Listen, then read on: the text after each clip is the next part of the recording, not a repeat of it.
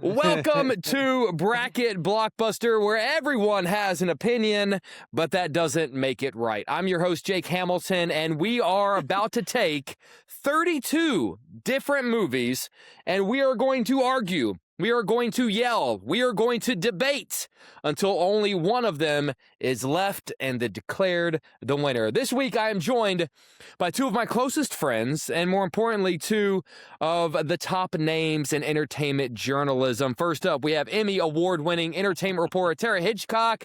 Tara Hitchcock, you can see Tara travel the world and talk to the biggest stars on the planet, following her on social media, Tara on TV. Tara, thank you so much for finally taking the time to join a podcast that I'm a part of. Well, first of all, a little shout out. I'm a Medill grad, so to your audience, at least in Chicago, but I can't tell you how many years I was begging Sean and you to let me be a part of your other podcast, and it just never happened. You were always nice about it. Sometimes you avoided my phone calls, but it just didn't happen. And now I'm honored. Thank you. Well, listen, we figured if we couldn't bring you off the top, we weren't going to bring you in at all, which is why you're here at the beginning of Bracket Blockbuster. She mentioned Sean, the person she's talking about, deputy editor of CBR Comic Book Resources, Sean O'Connell, as well as the best-selling author of multiple entertainment-based novels, many of which are probably sitting around him right now. If he can find one, that's what I was looking for. Well, they're hard to find because they're often sold. That's the danger of them being best-selling, is that you can't find them. Sean O'Connell, welcome to the show, sir. It is a pleasure to be here, Jake. It's nice to have you running the show for a little while. It takes a lot of the pressure off my shoulders. And I texted you. I said, if Tara's on this, I do not want to be part. Did you not get that message? That's specifically why I paired the two of you together. I thought about, well, here's the deal. All right. So if it's your first time listening to the show, the rules are very simple. My guests have no idea what this week's bracket could be about. So their arguments have to be off the cuff, not polished or rehearsed. Each matchup will be a total of 90 seconds max. We each get 30 seconds to plead our case. Whichever option gets at least 2 votes will move on to the next round until one is declared the winner. At any given point, anything could be the topic. Just to piss you guys off, I was considering doing the best films of Steven Spielberg, but I'm going to be a nice guy, and I'm not going to do that. But instead, I thought we would choose the best film of an Academy Award-nominated actor who we all know and love, someone who we've all met multiple times. We are going to pick the very best film of a one Mr. Tom Cruise. We are going to go through Tom Cruise's filmography. Hey! And here's the deal. The qualifications are your own. You can choose to pick based on his performance. It can be based on the film itself. It's whatever you think deserves to go into the next round to be into the conversation of what is his best film. Tara, you had a question? Okay. Can I say 2 things quickly? 1, Tom Cruise and I share a birthday. I'll probably mention that a couple times. 2, for your listeners, the Steven Spielberg comment that you made is because you are interviewing him soon, and Sean and I do not get him right now. So that was the backstory about your comment. Now, yes, for now. You know what? Things change. Hashtag if it happens. We are going to jump right into this bracket, and I'm going to go ahead and get my timer ready to go. Tara, you are going to go first when we get started. So guys, think about this. Our first matchup is going to be Collateral versus Oblivion. Tara Hitchcock, make your case. I gotta go with Collateral all day long on that. First of all, I would have loved to have seen more of Tom Cruise and Jamie Foxx, and I feel like, was Jamie Foxx nominated for something for his performance in that? Because I thought he was so great. I loved the two of them. That, to me, was a somewhat surprising role for Tom Cruise, because obviously he can do all the action stuff. But I remember thinking, and I want to say, that's Michael Mann. Michael Mann's movie. Yes, it is. I want to say that he had never played someone so dark before, and I'm so used to the likable Tom Cruise. Mhm. Oblivion, honestly, I barely remember. That's I mean, it. was that Sean. I know they're on space somewhere, maybe, and it was That's it. 30 Joe seconds. Kosinski. That's Was it. that Joe Kosinski? Oh, okay. It's All right, Kaczynski. Collateral for me. All right, Yeah, Sean. yeah. Oh, And I I'll keep love it it. short You. as well too. I'll keep it short. Oblivion is better than people remember. And Cruise Okay. is good in it, but Collateral's far superior. Michael Mann's great. Cruise as a villain, totally commanding. He and Jamie Foxx are great together. Collateral, without a doubt. I'm with you guys. I'm going Collateral as well. I also agree that Oblivion is actually a pretty solid film. Collateral is the movie I'm most worried about in this bracket having to vote against. I'm worried it is ultimately going to come against something for which I can't. But I mean, Collateral is one of those that if it made the Final Four or even the championship, I wouldn't be mad about. And I hope we get more films like that from him in the future. All right. Michael Mann's Collateral moves on to the next round. Our next matchup, The Firm versus Vanilla Sky. Ooh. Sean, we're going to Who let you goes go first. I go first. Give me The Firm. Primarily because I think it's more of a crowd pleaser. Because from that Grisham run of adaptations, Cruise was very good in it as a up and coming leading man, and Vanilla Sky to me overreaches. It's a little too weird. Not one of my favorite Cameron Crowe's. Remembered primarily for the Times Square sequence where he runs through an empty Times Square.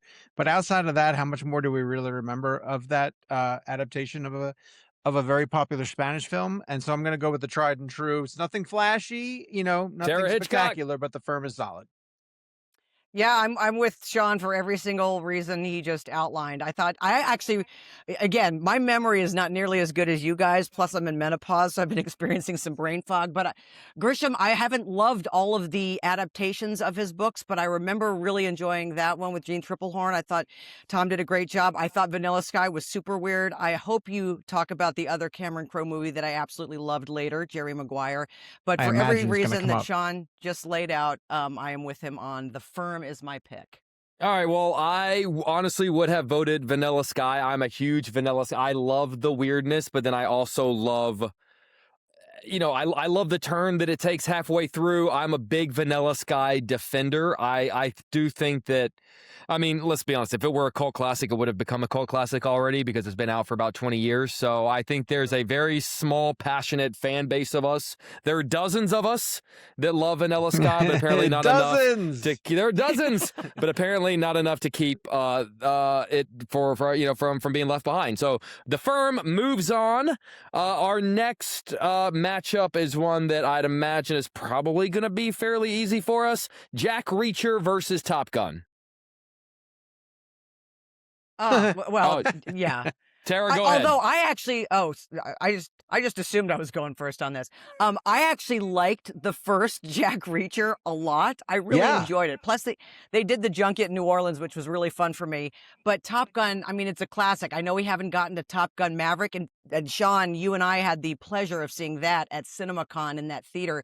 That may rank as one of my best movie-going experiences of all time. But Top Gun for me, obviously, for nostalgic reasons, Val Kilmer, and it's just a classic in my opinion.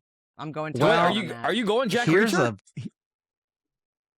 No, I'm going Top Gun. Oh. Yeah, no, here's a left turn. I'm going Reacher. Whoa! Okay, I'm okay with that. The first Top Gun it's fun, it's fine, it's of a time, right? Maverick's far superior. Like Maverick is how you are supposed to do that story. And the first Reacher, despite Cruise being grossly miscast, for the actual That's literary only if you've read the book, of Reacher. Right, exactly, yeah. But other than that, it's a great, great movie. And McQuarrie does an incredible job of just delivering a bang-up, vengeance story. It's badass. Give me Reacher. Okay. Well, now I feel bad for assuming what everyone was going to go. I am going for Top Gun. I think I like the first Top Gun more than both of you guys, but for me, it was also a nostalgic. I mean, I think I have it literally on tape behind me. Yes, you're right. And when we get to Maverick, we can have the discussion about it being a far superior sequel. I've always found Jack Reacher to be, even the first one, to be a little bit of a generic. It deserved better than Tom Cruise deserved a better movie, I think. So I'm going to go with Top Gun, which just barely gives it the edge over Jack Reacher. So Top Gun advances. Here's an interesting one. I like you having to be the tiebreaker sometimes. I like that it comes down to you having to be the tiebreaker. Yeah. Well, I'll tell you what. I'm going to go first this next time because we're going to start letting you guys potentially be the tiebreaker. That's Mission fair. Impossible 1 versus A Few Good Men. Oh. Okay. I'm going to go with A Few Good Men. Just because, and here's am I? Yeah, I am, and it's. I feel bad voting against Mission Impossible 1 because that's much more of a great Tom Cruise vehicle, and Tom Cruise is very good and A Few Good Men, but he's like not the reason that it's great. I'm going Mission. No, I take it back. I'm going Mission Impossible 1. I'm going Mission Impossible 1 because Tom Cruise is more of a reason that it's great than A Few Good Men. Sean? Me? I mean, it's A Few Good Men, and it's not even close. Tara, if you don't make the right decision here, this is a problem. But is it great because of Tom Cruise? Well, it doesn't matter. You said at the beginning our parameters could be whatever we thought had to move but what the I meant by forward. that is as long as they follow my parameters. Okay. A Few Good Men is a far superior movie. Everybody in it is firing on all cylinders. And let me remind you that I believe Cruise was 25 or 26 going toe-to-toe with Nicholson. Give me a break. Yeah. And it's an incredibly made movie. It's super suspenseful. I probably go back and rewatch the courtroom scene twice a year just to see how it's blocked, how it's filmed, how it's performed. A Few Good Men. Mission Impossible 1 is not even in the top 5 of the Mission Impossible franchise. Oh, come on. Come on. It's not. It's at the bottom. 3, 4, 5, 6, and 7 are better than it. I will disagree with Sean on that last comment because I do think the first Mission Impossible is definitely in the top 5 of all the Mission Impossibles. However, I am with him on A Few Good Men as my pick. Aaron Sorkin's amazing. Nicholson's amazing. Kevin Pollak's amazing. Demi Moore. I mean, you're right. It's not just about Tom Cruise, clearly, but yeah, that courtroom scene. I mean, we could do it now, Sean, if you want. I have neither the time nor the inclination. The fact that you have it down is amazing. We live in a world with walls. Oh, God, that movie's so good. And obviously, with the passing of Rob Reiner, I actually did rewatch it recently, and it just holds up just like it did it's great. When it came it's still terrific. Yep, still terrific. Yep. All right, our next matchup is going to be The Last Samurai versus Rain Man. All right, Tara, you're first. Why don't you go first? Rain Man. All right. Rain Man. I mean, I've liked almost everything that Tom Cruise has been in, including The Last Samurai, but Rain Man, again, a unique role. Dustin Hoffman, the two of them together, he took clearly a backseat to Dustin in that whole thing, but there are so many scenes. Part of it's nostalgia. I mean, it was just a beautiful, and you see him being vulnerable. Again, what I love about Tom's performance in that is how he takes the back seat and how he's toe-to-toe with Dustin, but never, in my opinion, overshadows him. And there's this fine line that he walked in that whole entire film that I thought was just beautiful. I loved that movie. Barry Levinson, Tom Cruise, Dustin. You know what's wild is that Tom wasn't even nominated for Rain Man. Yeah. I think Dustin nominated. won. Didn't he win? Didn't the movie win Best Picture? Yeah. Dustin won Best Picture. Hoffman won. It won Picture. And I assume Cruise just assumed he was going to get, pulled along for the ride, and to not even get nominated a little bit, shows that the Academy is going to have an issue with him moving forward because he struggles to get nominated in a lot of different things.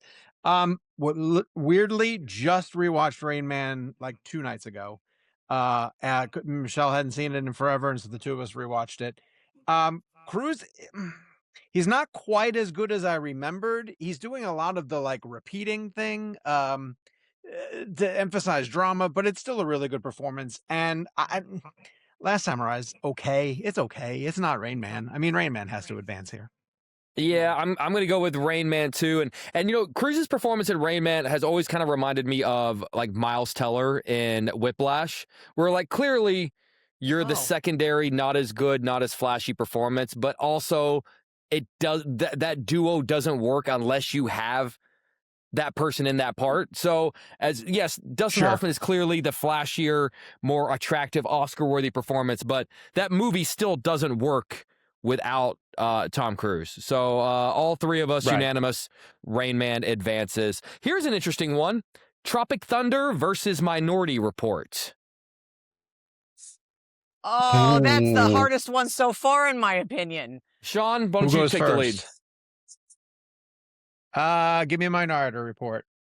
I rewatched Tropic Thunder recently, and it doesn't hold up for me because I think a lot of the fun of Tropic Thunder was the shock value of watching it the first time through.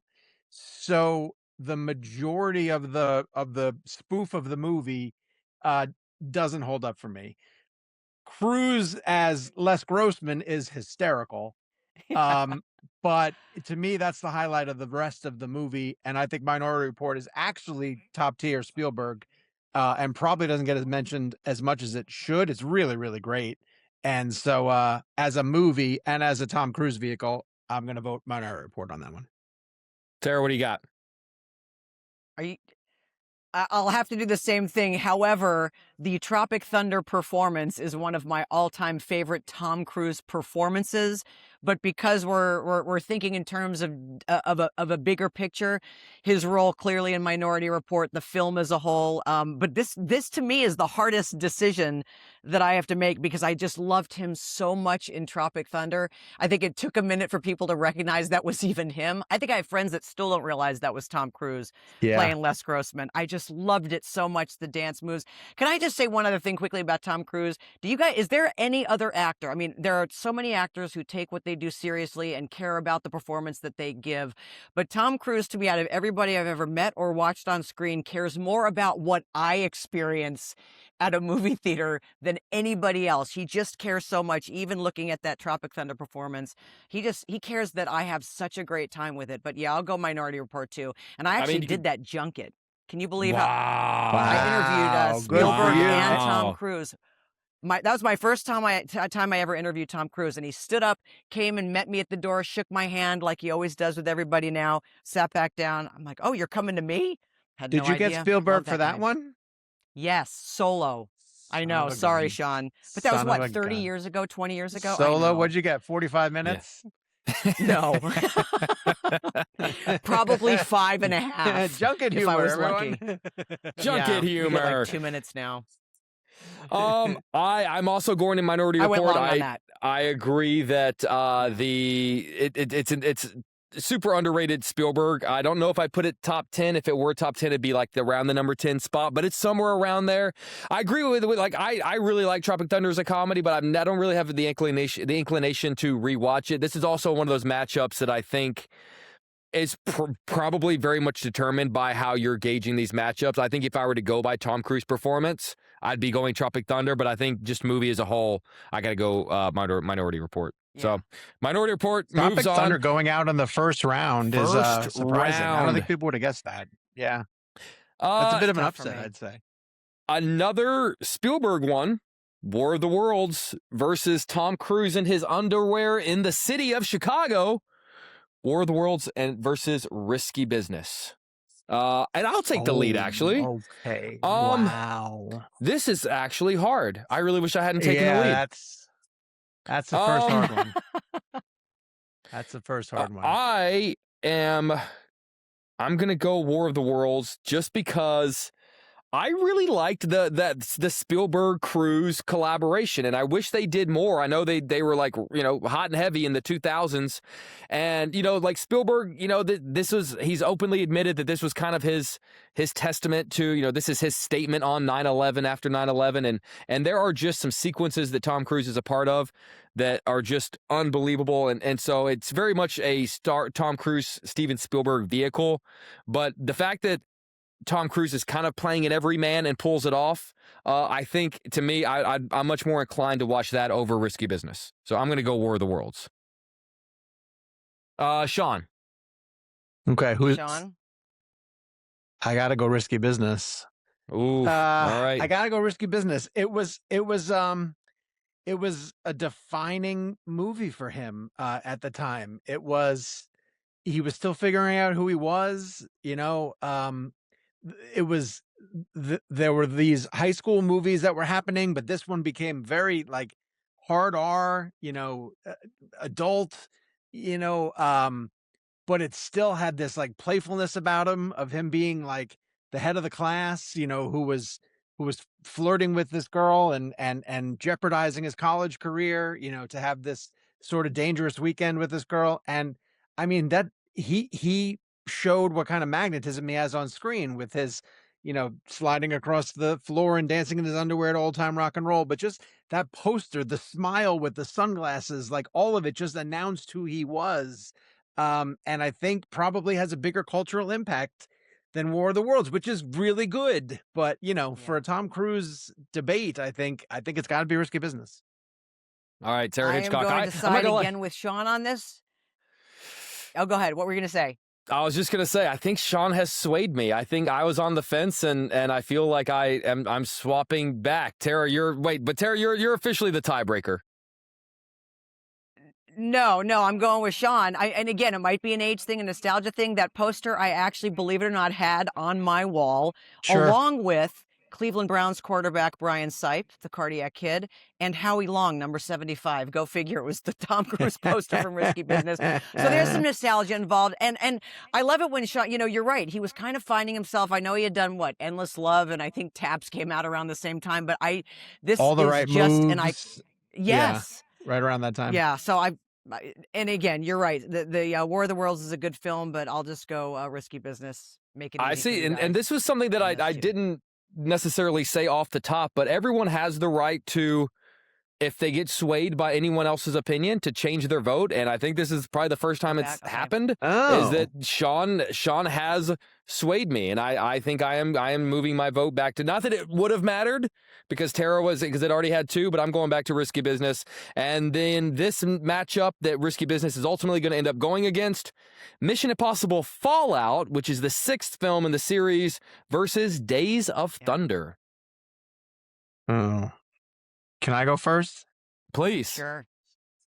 Fallout. Stop it. What are we doing here? It's not even. Stop it. Come on, Jake. Don't waste our time, please. Yeah. Days of Thunder is, they wanted Top Gun in a race car, essentially. It was like, hey, do what you did, for fighter jets, but let's try to do it in the world of NASCAR. And obviously, Cruise is a racing aficionado, loves to drive himself, but Fallout is arguably one of the best in the franchise. And so, this is an easy one.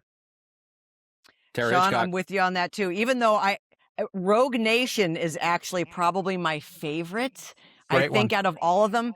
But that whole McQuarrie-Tom pairing that lasted for the remainder of the Mission films, I think Daenerys agrees as well that Fallout definitely is the pick on this one. Although I liked Days of Thunder, and aren't they redoing it? Are they doing a sequel? Did I just hear that? So I think there's talk that they might do a Days of Thunder and F1 crossover, like where it's Pitt's character and Cruise's character from their respective movies in a film together. That might be too much. Love it. Testosterone for me. I love it. Is Kaczynski, is that crew behind that rumor as well? Sure. Yeah. Arguably, theoretically, because he's not doing the Top Gun 3, so maybe he's clearing his decks to do F2 or whatever it's going to be called. F1. Either way, Fallout. Yeah. If F1. If F1 that second power. Days of Thunder movie happens, that's $1 billion movie right there. Are you kidding me? They better do that junket on a racetrack, because it's the one time my husband might join me.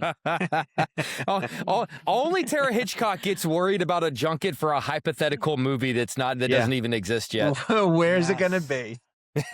Where is it going to be? What F1 race are we going to? What track are we going to ride? All right, guys, we have completed one side of the bracket. We're going to finish one side, and then it's going to start moving pretty fast. Okay. All right. I hate to do this, one of the greatest sequels of all time versus one of the greatest directors of all time, filmed here in Chicago. It is going to be The Color of Money versus Top Gun Maverick. Oh. Ah. Sean, just based on that reaction, I'm going to make you go first. Oh, man. Come on, Sean. Maverick. It's Maverick. Maverick's a perfect movie. Color of Money is incredible. And I love Paul Newman. And I think Cruise is excellent as the hothead young pool player. But Top Gun Maverick is a gift. It's mana from heaven, and it needs to go on. It needs to advance, even beyond Color of Money, which is crazy for me to say. Yeah. Tara Hitchcock. Jake, I'm right there with you. Again, Sean and I, they showed us that for the first time at CinemaCon in the Caesars Palace Theater, and we were screaming, crying, clapping.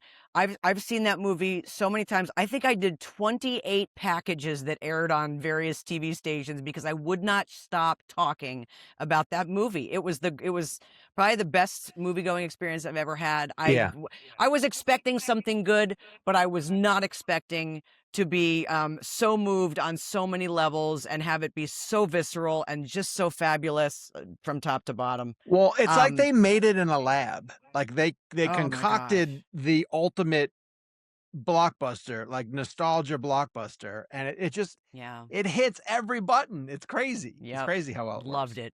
Which is why I don't think they should make a Top Gun 3, because it does not matter what they come up with or what they do. It's going to be a letdown. There is no topping that. I hate to say, I hate that Martin Scorsese goes out in the first round, but it honestly, whatever, there's a good chance whatever went up against Top Gun Maverick, it didn't stand a chance. So Top Gun Maverick moves on. Next matchup is going to be the 5th film in the Mission Impossible series, Rogue Nation versus Edge of Tomorrow. Ooh. Oh, I love that movie too. That is tough. I'll tell you what, I'm going to go with Edge of Tomorrow, even though Rogue Nation is my favorite mission. But we've already got a mission that has moved on. So I would rather have a mission film up against another instead of 2 missions going head to head. We can do that. You can do that, Jake, in another bracket when you go through all the missions. So I'll just go with the Doug Liman directed Edge of Tomorrow. It was not necessarily ahead of its time, but such a clever story. Emily Blunt and Tom together. He's just, again, he's the action king, in my opinion. He cares so much about me in my, theater, eating my popcorn and just being blown out of the water. And I thought that was such a unique, clever movie and a unique, clever take on things. I'll just pick that, even though, again, Rogue Nation's my favorite mission. I'm just going on record. Sean O'Connell. And I love Christopher McQuarrie. If you had put Edge of Tomorrow up against almost any other mission sequel, I probably would have chosen Edge of Tomorrow. But Rogue Nation introduces Rebecca Ferguson. Yep, I know. It has the Opera House sequence, which is a tremendous Hitchcock homage.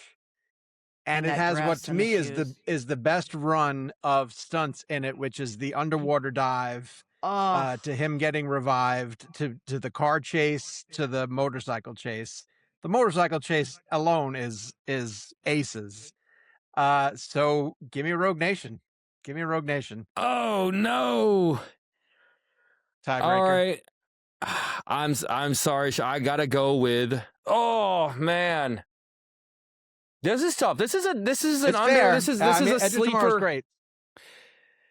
Yeah, I'm gonna go with Edge of Tomorrow because I think it's just a really great spin on the Groundhog Day concept, and it's also, I mean, and it's not to say Mission Impossible isn't too, but I love fun Tom Cruise, and I think there are too few movies that really remind people of how fun he can be, and I think this Edge of Tomorrow takes tough guy Tom Cruise and then forces him to be fun, and the chemistry he has with Emily Blunt is great. So it's I'm going Edge of the bad Tomorrow. version. The bad version of that movie makes him the hero, right? Like exactly, he's the Emily Blunt character. but instead, if you make him the coward, it becomes original and intriguing. So yeah, That's And right. McHugh I wrote. agree with you Didn't guys. he help write that? Probably. Yes, he did. Chris Yeah. McQuarrie's Yeah, involved in Edge I of feel like Tomorrow there's too. that period of time Yeah. where, All right. Mhm. Here we go. Next up, these are two big, heavy-handed films going against each other. We're looking at Kubrick versus Oliver Stone. Eyes Wide Shut versus Born on the 4th of July. You want me to start? Yeah, Tara, go ahead. Okay, I'm going to go with Born on the 4th of July, obviously. To me, Eyes Wide Shut was great, but I just remember being more intrigued by him and Nicole Kidman being together and how sexual it was going to get versus just watching Cruise over decades play this Vietnam War vet with all sorts of demons and nuances. And I just, it was such a moving film to me versus one that I was more just intrigued by. So I will go with Born on the 4th of July. When you say Yeah, obviously, yeah, is it I'm gonna- because you're born on the 3rd of July? Perhaps, but You realize that the 3rd of July and the 4th of July are different dates, right? yes, I know that. But all I know, here's what else I know, is if you post a happy birthday to my buddy Tom Cruise thing before your friend of decades, Tara, gets the happy birthday Instagram post, I will be hurt. You got on my podcast. What more do you want, Tara Hitchcock? I know. Just an Instagram post once in a while, maybe. Where are you Sean, going, Sean, Sean, Jake? what got? say you? No, I want to hear from Oh, Jake. Jake. I want to see if I potentially have to be the tiebreaker. I want Jake to do. I want Jake to. Do I'm this. going Eyes Wide Shut. I love Eyes Wide Shut. It is one of my favorite Kubrick films, and it's a movie. Not only do I watch it every Christmas, I think it's one of those movies that there's something more to like unpack. There's a weird thing that I pick up on and I love movies that like put me down the rabbit hole of like reading theories and Reddit threads and conspiracy posts about what different things mean. It's just been a really fun puzzle piece for me to explore over the years. And it feels refreshed every time I see it. So I'm going Eyes Wide Shut. I've got to rewatch this. You just talked me into rewatching that. Yes. All right, Sean. Yeah, I think I'm gonna side. I'm siding with Jake on Eyes Wide Shut. Okay. And I'm surprised at that too, Tara, because I'm with you in the fact that like Born on the 4th of July is a harder lift for him, right? Like there's so much more he has to pull off. But I think that over time, Eyes Wide Shut has proven to be the more intriguing film of the two. And like Jake sort of said, the more you dig into it, the more mysteries it unearths. And part of that is due to his performance. And so I'm gonna side with Eyes Wide Shut. Real quick, how much of that film, though, for you guys was they're married in real life and we want to see? I mean, how much had it been another actress? Initially, Would that film? but now that when you go back to rewatch it, that part doesn't hold up. Okay. That part's and irrelevant now. And I'm going to be honest with you. Listen, my parents let me see a lot of movies at a young age that I probably shouldn't have been seeing. Eyes Wide Shut was not one of them. So I did not see Eyes Right. Wide Shut for the first time until after I think they'd already gotten divorced and like it wasn't even this. So my first viewing of that, their relationship was nothing more than, oh yeah, that's right, they used to be together. So I was able to kind of see it through the prism of them not ever being a couple, if that helps my case at all. That's it. Yeah, that's interesting. I was just curious again as a woman because that stuff does tend to affect me sometimes. So I was curious. Oh, if of it did to course. you, Sure. or did you guys? Mm-hmm. All right. Next up, Interview with a Vampire versus Magnolia. Who goes first? Tara Hitchcock, we'll let you go first. I'll go Magnolia. And I'm very excited that that director just also won an Oscar because I loved his most recent film. Again, kind of a heartbreaking performance by him, a cocky performance by him. I loved the look of him. Clearly an ensemble, a great cast for that film. But I will pick Magnolia. Yeah, I don't even honestly. I just remember I just remember. I don't remember much of Interview with a Vampire, and maybe this is where my brain. I know clearly Brad Pitt's in it, and obviously you got two great guys in there, but it didn't stick with me for some reason. I don't know. Totally understandable. It's not really that memorable of a movie to me. Interview with a Vampire. It's fine for what it is. I hardly remember much of it at all. I'm gonna be the person who doesn't really love Magnolia of the three of us. It's a film of Paul Thomas Anderson's that doesn't necessarily work for me. I do need to revisit it and see if it connects with me now that I try to watch it later on in life. But I remember Cruise's performance, and I remember him being spectacular. And so I'll vote for him. Yeah, I'm also going I'll vote for Magnolia. I'm going Magnolia. Magnolia is honestly in my top tier. Paul Thomas Anderson. I love early Paul Thomas Anderson. So that alongside Boogie Nights really worked for me. I think you could also make here's what I'll say. I think if anyone tried to make the case that Magnolia was Tom Cruise's best performance, you wouldn't have a ton of argument against him. I'm not saying he'd be 100% right, but you also wouldn't say, no, he's definitely wrong about that. I think he was nominated. I don't know if you guys remember that supporting actor category that year was just stacked. And it was so he and I think he lost to Michael Caine for Cider House Rules, but I think it was him, Michael Caine. I think it was Haley Joel Osment for Sixth Sense, Michael Clark Duncan for The Green Mile, and there was one and Burt Reynolds. No, that couldn't have been. No, there one more heavyweight that was just insane. But so I'm going to go Magnolia. Sean, I'm going to let you vote first on this next matchup because I have a feeling it might be tough for you. Jerry Maguire versus The Outsiders. Ooh, it's Jerry Maguire. And the reason why is because Cruise is barely in The Outsiders. I mean, that's a cameo role. And Jerry Maguire is, I think, top 5, maybe top 3 Cruise. So, I love The Outsiders, but this isn't a Ralph Macchio bracket. So, or a C. Thomas Howell bracket or something like that. So, yeah, Cruise has a very, very small part in Outsiders. It's funny to see him in it. But Jerry Maguire is Jerry Maguire. I mean, I'll reserve my Jerry Maguire thoughts for later when it advances in the bracket and goes against something a little more competitive. So, all right, Tara, you voted against this. I'm a little Vanilla biased, Sky. also being in Arizona.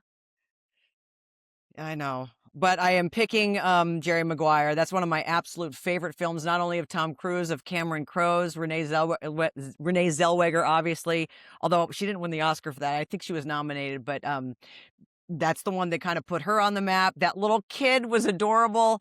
Cuba Gooding Jr., who I think did win the Oscar for his part. He did. As an Arizona Cardinal fan, even though I don't know when we're going to hit the playoffs ever in the next decade or so, for so many reasons, I loved it. I love the script. I love the performance. I love the pride-swallowing siege. I loved everything about it. That was one of my favorite films, period. All right. Yeah, that's going to be an interesting matchup moving forward. All right. We're doing... arguably, one might argue, one of the better Mission Impossible films against, not arguably, the greatest junket of all time. Tara, where were you? Mission Impossible Ghost Protocol versus Night and Day. For painful reasons that I won't get into because I couldn't make that Night and Day junket, I'm going to go with Ghost Protocol. Good girl. Hold the grudge. It's also the right choice. Hold the grudge.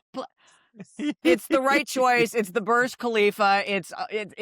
I mean, was that Brad Bird? That was Brad Bird, I think, directing that one. Yes, it was. Yeah, the sandstorm. I mean, by the way, sandstorms are underrated, I think, in some of these mission films because there have been some killer sandstorm sequences in several of them. Different directors for both, but Ghost Protocol, obviously, on that one. But that's painful to bring up. The Night and Day. You got to ride around with Tom in a car in Sevilla, Spain, and blah, blah, blah, blah, blah. It was great. It was great. Sean? Whatever.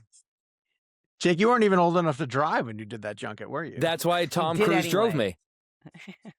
Yeah, very nice. Night and Day is forgettable. I mean, it's okay.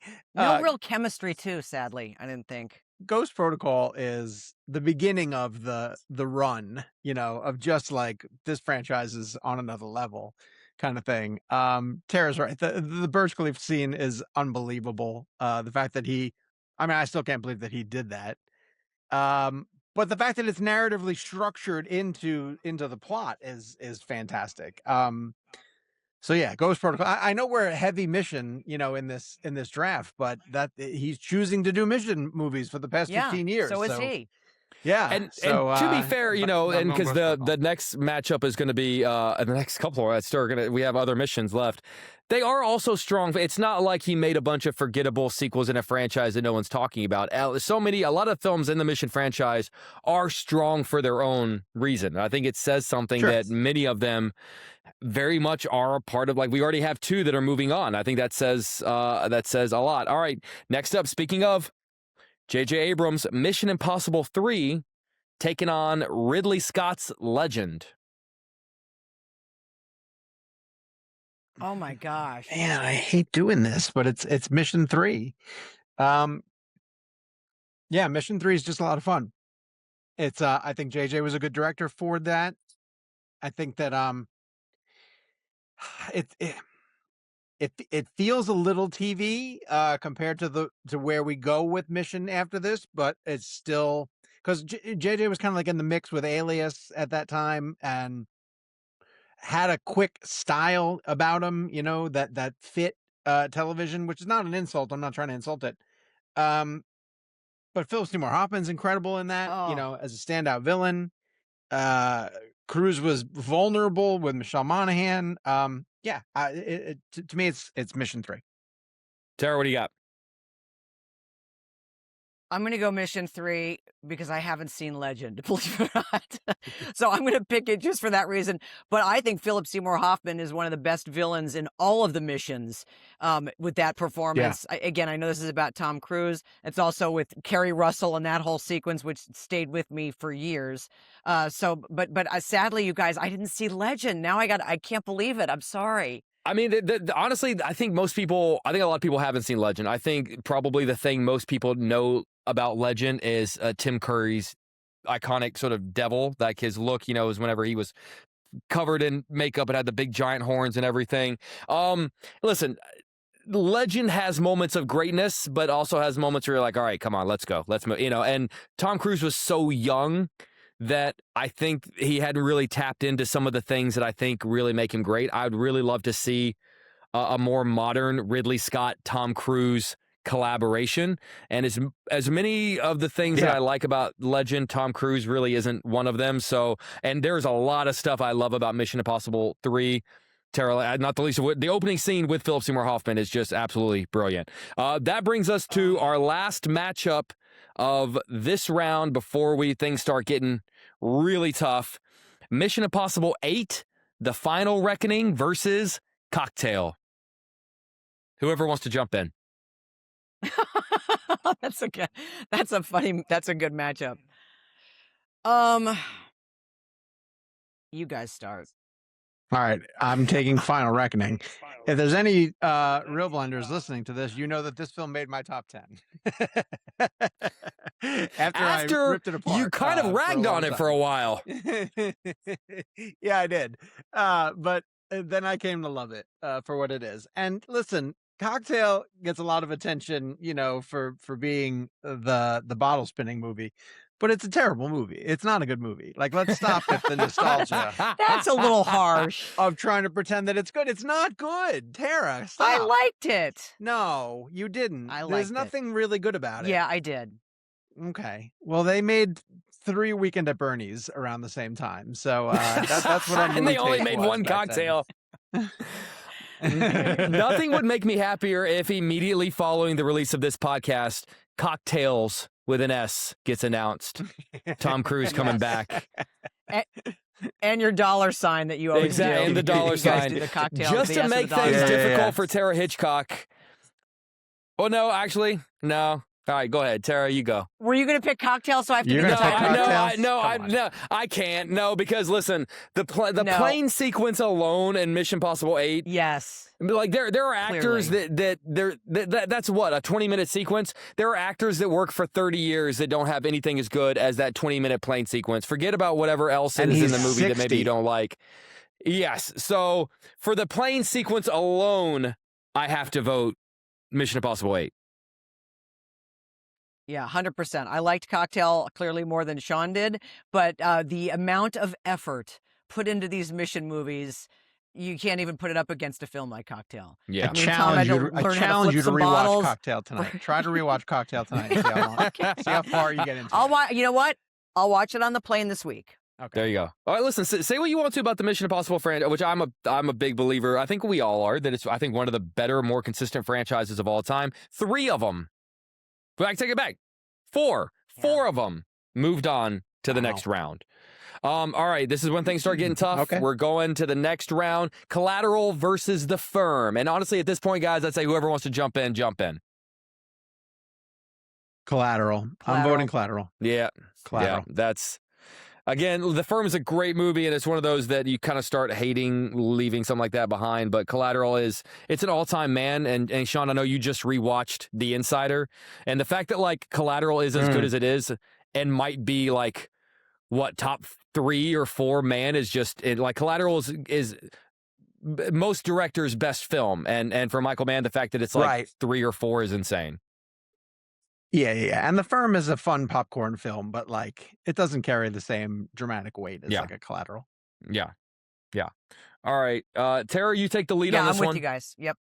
Top Gun versus A Few Good Men. Few Good Men. Yes, that's the correct answer. It's A Few Good I'm Men. saving the Maverick for. It's A Few Good Men. Top Gun is a video. Is a video, like a music video. It's a music video. I know. Might as well have been directed by Kenny Loggins. With all due respect to and you know what? I'd be Tony okay Scott. with that.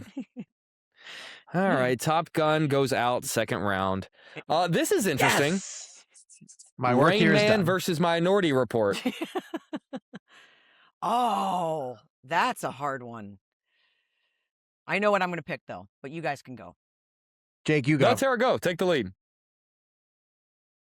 Minority Report. I agree with you. That's where I'm going to. I mean, we've talked about this in the past, Sean. Like sometimes it just boils down to which one would you rather put on.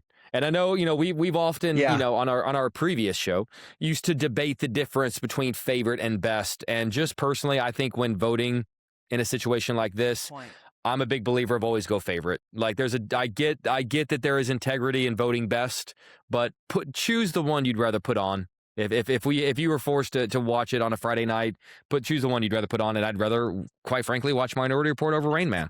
So if nothing else out of this, maybe people will recognize that Minority Report's underrated. Like people need to. Yeah, it truly is. It truly is. I think it's really great in the grand scheme of when you talk about like great Spielberg movies, it doesn't get talked about in like the top, like I said, top 5, maybe even top 10. But it's and especially one of the crazy things about it. There are so many pieces of technology that at that time were science fiction, and it took, less than 20 years for most of them to come true? Yeah. Does it have any moments that made us? It does not. Because it doesn't. Because I don't have that much time. Alluding to Jake's half-hour special. That also was one of those movies that did feel ahead of its time at the time it came out, and I love that. Yeah. Yep. All right, this is interesting again. Risky Business versus Mission Impossible Fallout. I'll take Fallout. My pick. I'll go Fallout. Yep. Me too. I'm going Fallout. Just Me honestly, too. I think it's one of the best action films of this century. And I know that sounds hyperbolic and like, oh my God, you just love Tom Cruise, which was what I get accused of a lot. But I think not only is it the best film in the franchise, I think it is truly one of the best. And I think that's why the other 2 films had such a tough time. Really kind of connecting with the audience because we saw what was possible with Fallout. Interesting. Yeah. Right. Yeah. Well, and Risky I went to Business Norway following that movie. That's very true. punching his That's way a nice into a looking beard. man right there with nice arms. Yes. Yes. It reminds me of a young Sean O'Connell, if I'm being honest with you. Yeah, very true. I feel bad about the movie we're about to say goodbye to, so let's just rip off the Band-Aid. Top Gun Maverick versus Edge of Tomorrow. Oh, Yeah. it's Maverick. Unless you guys Top want to Gun surprise Maverick. me. Yeah, I was about to say, there are some matchups where I'm looking on the list and I'm going, oh, that would have been nice if that one could have made it a little longer. You know what, Edge of Tomorrow, you beat Rogue Nation, so be that's proud of okay. yourself. That's a victory for Edge of Tomorrow. That's a victory. It made it pretty far. Another two heavyweights going head to head. Eyes Wide Shut versus Magnolia. Ooh. Eyes Wide Shut. I'm going Eyes Wide Shut too, and that kills me because I love Magnolia. And again, I think you could make an argument that being his best performance, but I just love the experience of watching Eyes Wide Shut as a film. All right, Eyes Wide Shut. Yeah, I'm with you guys. Is that really what you would have gone with? Probably, yeah, because like I said, I like Cruise's performance in Magnolia, but I don't like Magnolia as the greater film. I don't like overall. I'm not. It doesn't gel with. It doesn't jive with me for some reason. But Was it yeah. too When was the last time you disjointed, watched or it? what did? Yeah. A long time ago. It's my been a long God. time, and yes, I Yeah. didn't. I remember really disliking so many of the characters, and the frog bit to me was stupid, and it probably has some deeper philosophical meaning to it that I might understand now, watching it later. But it never worked for me. Never worked for me. And you never, because I know sometimes when a director has a new movie coming out, it inspires us to rewatch their old stuff. When One Battle came out, you had no inclination to go back and try to give it a little bit another shot. Do you know? Yes, I did. I thought about it, and instead I watched Punch Drunk and Inherent Vice, which I find far more superior. Yeah. I know. All right, guys. My thoughts on Inherent Vice are well documented. Jerry Maguire versus Mission Impossible: Ghost Protocol, the fourth film in the series. Give me Jerry. Yeah. Same. That's a tough one. That's a tough one to beat because it really was. I know we talk a lot. When you think about the directors that he's worked with, I always say I think Tom Cruise, because he was able to get Kubrick before Kubrick passed. I think Tom Cruise has the greatest collection of directors in his filmography. He's got Scorsese and Spielberg. He's got Kubrick. He's got Ridley Scott, Tony Scott. He's got Oliver Stone. He's got Brian De Palma. I mean, who left? He's got Paul Thomas Anderson. He's got Inarritu.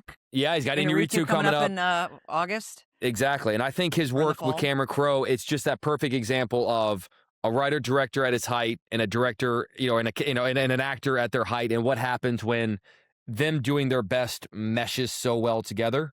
And Jerry Maguire is going to be really tough to beat moving forward. Also, give me original story over part 4 in a series. Even though it is a very good part 4. Sure, yeah, for sure. But I'm always going to take the original idea. I have a feeling whichever one. This is one of those matchups where you just go, listen, whoever moves on, good for you, but take this one as the win because you're not getting any further. Mission Impossible 3 versus Mission Impossible 8. Oh, God. You guys are going with 8, aren't you? I'm going 3, actually. I'm going 3 too. I think as a whole, 3 is a better film, and I think he's giving a better performance in 3.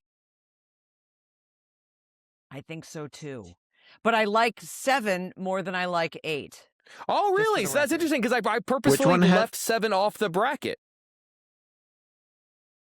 That's okay. Which one has Philip Seymour Hoffman in it? 3. The 3. Yeah, that would be so. There's your. And let me ask you this: who played the bad guy in 8? AI. I couldn't tell you. The entity. Yeah, the entity. All right, guys, we are down to our last 4 matchups. The final 8 movies. They're pretty solid. These are pretty. Oh man, the first one. Here we go. First matchup of the Elite 8. Collateral versus A Few Good Men. Oh man. I'm going Collateral just because I love Vincent so much.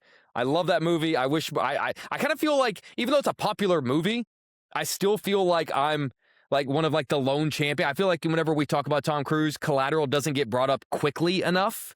It almost gets brought up as a like, oh, and also, oh, don't forget he also did this. So and again, Collateral is more better because of Tom Cruise than A Few Good Men is. So I'm going Collateral.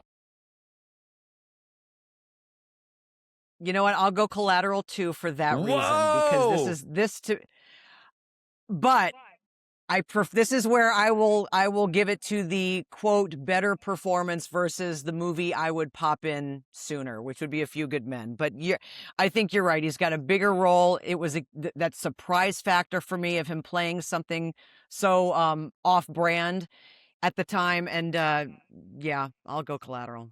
Wow. Well, Sean, I mean, I will go on the record as now? being.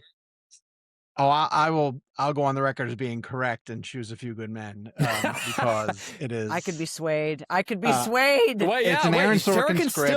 Yeah. It's an Aaron Sorkin script, and you guys you're underselling Cruise's arc in A Few Good Men. Like, I know it's cliche that he goes from like the arrogant, plea bargain lawyer who isn't really taking his client seriously. But for him to go, full character arc to become someone who legitimately cares about the guys that he's defending, and then just like the build up to him taking down Nicholson, where there's a time where he isn't going to he might not do it, right? Because he's risking everything. And then he has the doctored logs, and he's got, he calls Nicholson out for what did you pack that day? Who did you call? The phone records. And, if Santiago wasn't to be touched. I'm switching. If Santiago wasn't to be touched. If you made it clear, Colonel, that you had an order and your men followed your order or people died, then if Santiago wasn't to be touched, then why would you order the code red? Did you memorize this? Did you order the code red? You're damn right I did. Yeah, I don't have to memorize it. It's that good. Collateral, he's fine in it. But listen, I'm not arguing against A Few Good Men. It's a great movie, but Collateral is just an all-timer for me. So is A Few Good Men for me, unfortunately. All right. See, that's Harry, something I want to. You officially switched? She switched. I'm switching. Yeah, I'm switching A Few Good Men. A Few Good Men moves on. See, that's okay. I need to drive that home at the beginning of the next episode. Is that I want to let the arguments be to let people know that the arguments can still sway people at the end, because you guys have swayed me. Damn! Wow. All right. Minority Report versus Mission Impossible Fallout.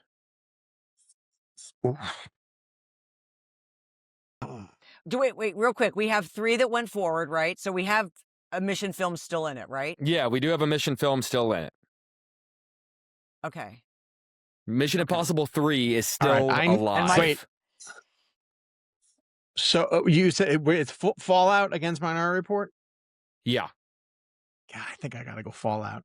I think I have to go Fallout. I think Fallout I think it's a better movie in the grand scheme. Fallout is tremendous. I mean, it just keeps upping itself with set pieces. It's such a big movie. Yeah. Yeah, it's yeah, I think it has to move forward. I think it's got to be there at the end. I'll do Fallout too. Yeah, I think just because of the size of it. But you're right. You're right, Jake. Now I want to see Spielberg and Tom again in something else. I would have gone Minority Report. I really like. I mean, there are a lot of words you can use to describe Spielberg. Cynical isn't one of them, but I feel like Minority Report was like Spielberg at his darkest and most cynical. I like, drug addicted Tom Cruise. I like Tom Cruise literally having to take his eyes out of his skull and the spiders that came up the steps as he's in the ice bathtub and the spiders that are going just there's so much. Right. Everything about that movie was so opposite of what we were getting out of Tom Cruise and Spielberg in that moment. And just it's what's crazy is it's an old fashioned like noir. It's a murder mystery detective story, but wrapped in cynical Spielberg futurism. Yeah, I loved it. I'm gonna switch. Okay, good. I'm happy. I'm fine with that. I'm gonna switch. I'm switching. Fine with that. All right. This is a matchup that So good. I didn't expect would happen, just because I didn't know how everything was going to fall. But it's kind of interesting. Top Gun Maverick versus Eyes Wide Shut. Oh my gosh, that's so. I'm just gonna Top Gun Maverick, hands down for me. For me. I can't believe that's where we're going. I will have my eyes wide shut and pick Top Gun Maverick. No, it's Maverick for me too. It's Maverick for me also. And then Jake, to use one of your arguments from earlier in this debate, I'm sitting down on a Friday night and I'm choosing which one to watch. Listen, I'm going with Maverick. I'm as big of a defender of Eyes Wide Shut as I am. Yes, I'm going with Maverick. It does kill me that a movie as good as Eyes Wide Shut makes it no further. But then again, there are a lot of great movies in here that like didn't make it. Like freaking Color of Money didn't make it one round. So right. Yeah. I mean, I guess Eyes Wide Shut should be happy that made it as far as it did, which brings us. We've had some really Downs Kubrick. Yeah, yes, we have had some really difficult matchups. This is, for me, not one of them. Jerry Maguire versus Mission Impossible 3. Oh, Jerry Maguire. It's Jerry Maguire. Jake, what are you? It's without question. It's without question, Jerry Maguire. It is to me the pinnacle of like when I was thinking. But that was hard for me because was it really hard for you actually? Well, you know what's funny? I just keep thinking of Philip Seymour Hoffman. I should be focusing on Tom Cruise. Jerry Maguire, obviously. Let me ask you this, because at this point, we only have we've got 4 movies left. Only one of them did he receive an acting Oscar nomination, which was Jerry Maguire. What would you, if you could give Tom his acting Oscar, what would you give it to him for? Born on the 4th of July, probably. I think Even so though too. I loved him in Jerry Maguire. I think I'd give it to him Born on 4th of July. But I sorry, go ahead, John. No. I don't know who. I mean, I can't remember who he competed against, but I think Jerry Maguire was his most complete performance. Like I think it showed the most that he could do. So that felt to me like his best shot for the time being. I fully believe he's got an arc coming where he's going to do, the Paul Newman character roles for the next 15 to 20 years. I hope anyway. I hope and pray. Yeah. And he'll get plenty more opportunities. But for now, I probably would have gone Jerry Maguire. Can I ask a quick question, Sean? Did you see? I wasn't at CinemaCon because I became a grandmother. Believe it or not, but you were there. Did you see any of the footage from Digger? Because there were rumors that this might be his Oscar run for Digger. Did you see any of that? I did not see any of it yet. No, and it's been lock and key. That hasn't snuck online in any way, shape, or form. So I remain they curious. showed some apparently there, so I was curious. Same. Yeah. Here's my concern about Digger is that I worry that if it doesn't do well and or doesn't get him the Oscar awards acclaim he deserves, and he's going to abandon those types of films. That's my one. I feel like there's a lot of pressure riding on Digger. All right, guys, we've got 4 left. The final 4. Let's get to it. This is interesting. I gotta be honest. Some of these I thought would be final 4. Some of them I did not. First matchup is going to be A Few Good Men versus Minority Report. All right. So here's where I'm going to make the argument that Minority Report has gone as far as it should go. I think it's great. I think that we have now showered it with enough praise to let people know that, like, hey, it's better than you remember. And if you're looking for a shocking Spielberg film that doesn't fall into the E.T. Jaws, yada, yada, yada, Raiders, throw Minority Report on. But to me, A Few Good Men, stands the test of time and deserves to move forward ahead of. I'm not saying it deserves to move forward ahead of a lot of the movies that are on this list, but when you put it against Minority Report, it's a better movie. Tara? I don't know if it's a better. I don't know if it's a better movie, but again, it's just a. Dang it, Sean! You brought up the courtroom scene and started pulling all that stuff out, and it just brought me right back. Yeah. So I'll go A Few Good Men too. I mean, listen. Sorry, Jake. What were you gonna pick? Were you gonna pick Minority Report? I was going to pick Minority Report, and I still am, just because A Few Good Men is a better movie. I think Minority Report is a better Tom Cruise movie. And I think it better exemplifies the things about Tom Cruise that I like the most. But it's not like, it's one of those, like, there's no wrong decision. Cruise I'm not furious. Cruise is in every scene of A Few Good Men. Whose movie do you think it is? Do you think it's Demi Moore? But he never jumps onto moving things. I like the Venn diagram of Tom Cruise where he's like both like doing really cool things and then also giving a brilliant performance. He stands on his own 2 feet the whole time. A Few Good Men. Bringing heart. It's a few good men who don't move very much. What do you think he'd pick? I think he would. What do you think Tom would pick? Oh, that's a good question. I think he'd pick A Few Good Men. Out of these two, you think Tom would pick A Few Good Men? Oh, I think so. Yeah, I think so. Yeah, definitely. Okay. All right. Then I'm going to do what Tom would do. And Sean. Here's maybe. This actually might be the toughest matchup of the entire thing. It might even be tougher than the championship. Top Gun Maverick versus Jerry Maguire. I am going Top Gun Maverick. These are two of my all-time faves, but I will never forget, and so much of this was influenced by the setting that I was in, the expectations that I had that were surpassed. It was that whole.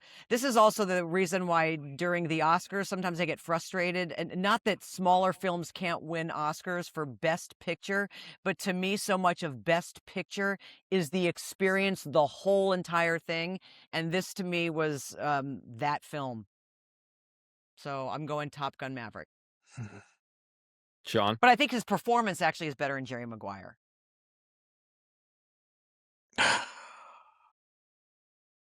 Give me Maverick. Give me Maverick over Jerry Maguire. There is not a, and you can't say this about very many of the movies that are left, and very many of the movies that we discussed in this debate. There isn't a false scene in Top Gun Maverick. Every beat matters. Like, and everyone who steps in crushes it.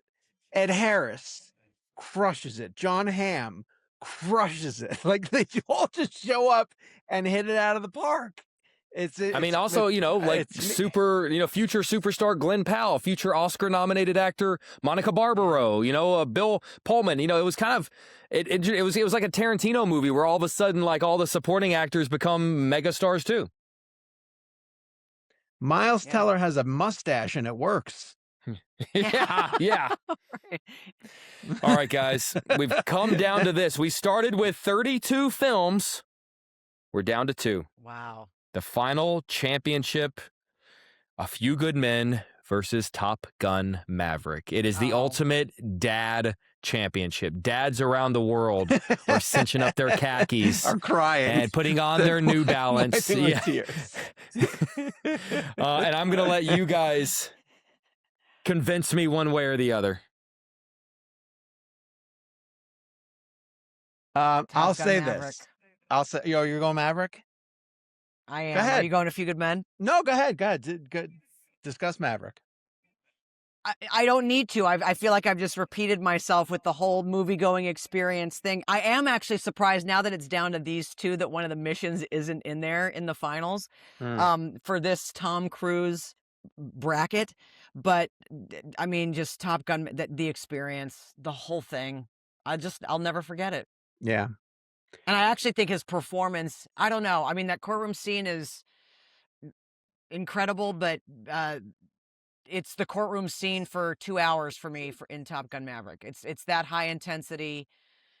I mean, gosh, it never lets up.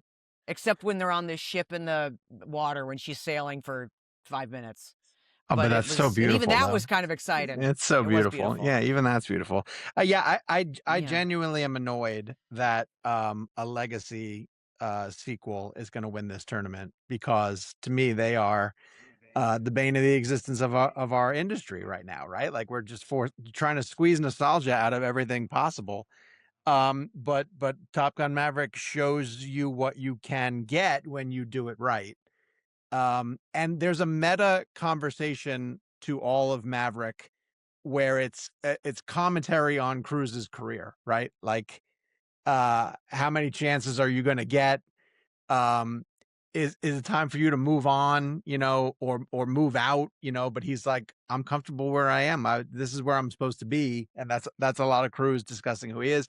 So we bring a lot of the baggage to, of our own experience with him as a performer.